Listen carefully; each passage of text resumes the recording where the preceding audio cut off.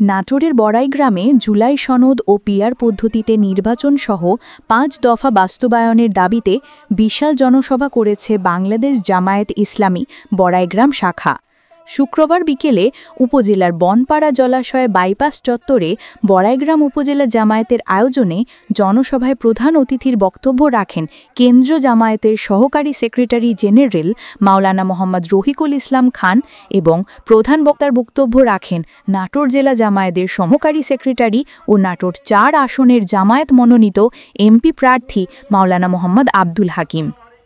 এ সময় বড়াইগ্রাম উপজেলা জামায়াতের আমির মাওলানা মোহাম্মদ হাবিবুর রহমানের সভাপতিত্বে বিশেষ অতিথি হিসেবে বক্তব্য রাখেন নাটোর জেলা জামায়াতের আমির ড মীর নুরুল ইসলাম, নায়েবে আমির অধ্যাপক মোহাম্মদ দেলোয়ার হোসেন খান, অধ্যাপক ইউনিস আলী, জেলা সেক্রেটারি অধ্যাপক মোহাম্মদ সাদেকুর রহমান।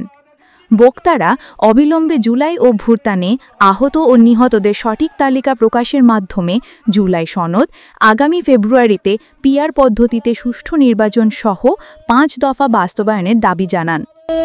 সরকার প্রধান রাষ্ট্রপ্রধানকে বিদেশে গিয়ে ভিক্ষার ঝুলি নিয়ে ঘোরার প্রয়োজন হবে না। আমি অনেক জনসভায় বলি যে ভাই ভিক্ষা করে পোলাও খাওয়া ভালো না কাম করে ডাল ভাত খাওয়া ভালো?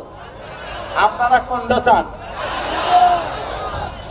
আমরা ডাল দিয়ে ভাত খেতে চাই, ভিক্ষা করে পোলাও খেতে চাই না। আমরা কাজ করে আমরা আলু ভর্তা খেতে চাই, কিন্তু ভিক্ষা করে, চুরি করে, চাঁদাবাজি করে, দুর্নীতি করে আমরা পোলাও খেতে চাই না।